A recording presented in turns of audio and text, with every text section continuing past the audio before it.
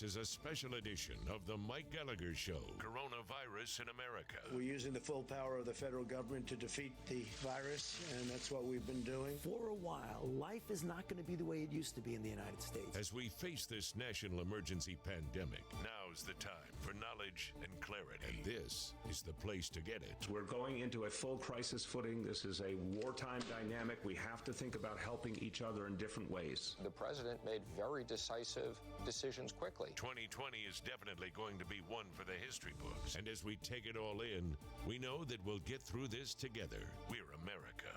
And now, here's Mike.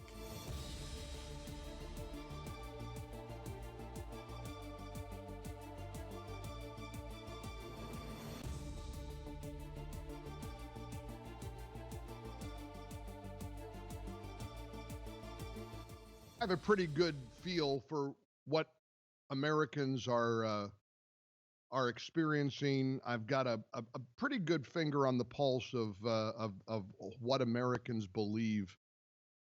You know what Americans don't care about right now? And sometimes we get all wrapped around the spoke and we think that we know what you're going through and experiencing and what you want to talk about. After all, it's sort of our role as a talk show host. I mean, we got to be able to reflect the mood and the spirit of the people of this great country. You know, the last thing Americans are worried about is who's going to decide how the country gets reopened. There is so much bickering going on right now between the governors who are lashing out at President Trump who is defending himself and, you know, going back at them like he does. That's a distraction and an argument that no one wants to hear right now. Americans want answers. Americans need to get back to work. Americans are fearful of surging virus cases. We've had over 23,000 deaths in America, well over 500,000 cases, 121,000 deaths around the world.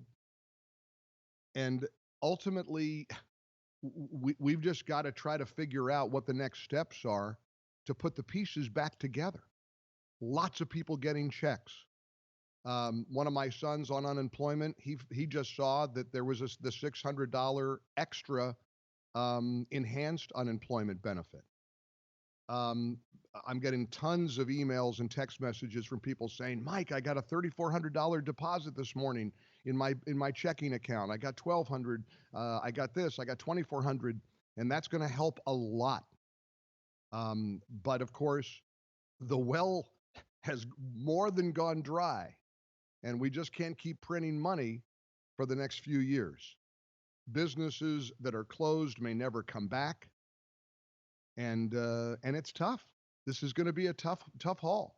So it seems to me the very last thing that people care about is whether it's the president pushing a button or the governors waving a wand. I will say this. I mean, I understand it's important in terms of how this looks. I just don't like the bickering and the dissent. Cuomo today apparently said that Trump isn't a king. He's not a king. He's not going to tell us what to do. The president tweeted, Cuomo's been calling daily, even hourly, begging for everything, most of which should have been the state's responsibility, like new hospitals, beds, ventilators, etc. I got it all done for him and everyone else. And now he seems to want independence. That won't happen. So, you know, the president's being the president. The governors are now forming some kind of a coalition to try to figure out how to open their states up again. And frankly, it's a little bit like if I didn't know any better, the president is trying to force the governors to do what he expected the governors to do all along. But here's the part that no one has given me an answer to this, and I've been asking it all day long, and I'll ask it for the rest of my life. Why do people who hate Trump blame him for not arbitrarily shutting down America in January or February, but now they're calling him a dictator because he says he has the authority to reopen parts of the country? How do you reconcile that? If somebody can explain it to me, I am on board and I'll put you to the top of the line. You have my word. I'm asking you, How do you say, like Barbara Streisand did this week, Trump has 20,000 deaths on his hands, blood on his hands. He's a killer. I saw somebody in New York last week, poor guy, his mother died, his elderly mother died. Trump has my mother's blood on his hands. Went on national television to say that. Incidentally, speaking of national television, did you hear about the meltdown Chris Cuomo had on his radio show? He doesn't want to do what he's doing anymore. Somebody confronted him apparently, which is stupid and completely irresponsible. But somebody came up to him and, confronted him. And Cuomo went off. I guess he's got a radio show. Although I'm thinking, I guess he's over the symptoms of coronavirus if he's out and about. Good for him. He apparently had a major meltdown, poor guy, and went on about how he doesn't want to do what he's doing anymore. He doesn't want to talk to Democrats who don't believe what they believe. He doesn't want to talk to Republicans. He doesn't want to do it anymore. He doesn't want to be famous. He doesn't want to. He's got plenty of money. And doesn't want to. Boy, I feel really sorry for him. I mean, this is a guy who's and believe me, it is no fun to try to power through and work when you are in the middle of something as life-altering as COVID-19. The only thing I can compare it to is when my wife was ill, and I was doing the radio show from a room in our house, so I could be close to her when she was terminally ill. And here I am sitting in one room trying to focus and do a radio show, and then on every commercial break running into the bedroom to make sure she was okay.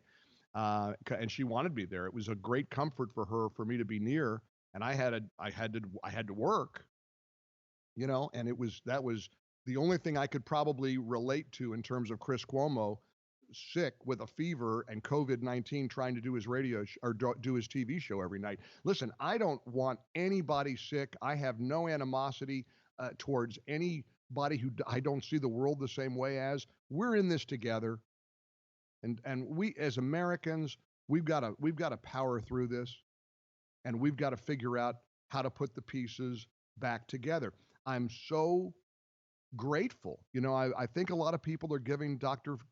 Anthony Fauci another look, because yesterday he was asked to clarify comments he made to Jake Tapper on CNN Sunday morning, where he seemed to suggest that the White House didn't react quickly enough, which is really hard for me to understand that coming from Fauci, because I know, for example, that on February 29th, the head of the National Institute of Health, Tony Fauci, one of the leading voices in the world on this stuff, literally said Americans don't need to change their habits because of COVID-19. Hear me again. A lot of my friends that aren't paying attention to this stuff don't even believe me when I point this out. February 29th. Here's cut number 4. This is Dr. Tony Fauci. February 29th.